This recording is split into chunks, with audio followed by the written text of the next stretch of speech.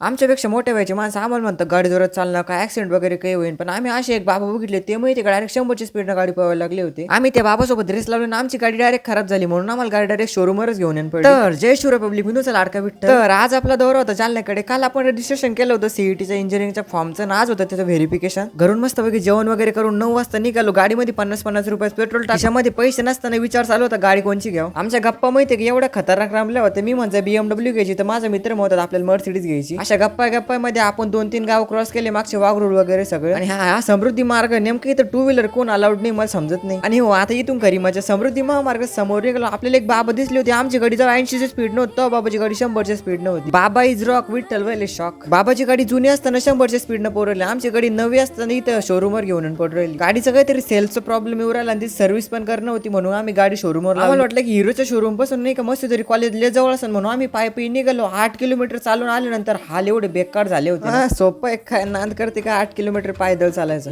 8 kilometre पायदळ चाललो, त्यातल्या त्यात मास्तर लोकांनी 2-3 घंटा बसून ठेवला. आज हसू करवडो काही समजा नाही लागलं. निसर्ग देवता पण खतरनाक कोपलाय आपल्यावर माहितीये का. बाहेर आली तर पाणी सुरू झाला. अरे खरं सांगा बरं का कमेंट मध्ये, एवढं पायदळ चालणार तर पायाचे हाल काय होतं सांगा बरं. मस्त तरी इंजिनिअरिंग कॉलेजून आपण पकड रिक्षा डायरेक्ट मिसळ पाव खाल्ला ना आलो प्रियंका हिरोच्या शोरूमवर. एवढं बेकार दमल्यानंतर आम्हाला वाटलं गाडी गेल्या भेटून जाईल, पण गाडी आम्हाला डायरेक्ट 7 वाजता भेटली आणि आम्ही इथून नंतर घरी निघालो होतो. आता आपण 1K फॉलोअरच्या जवळ. मग तेवढं व्हिडिओ लाईक करा आणि चॅनलला फॉलो करा सगळ्यांनी.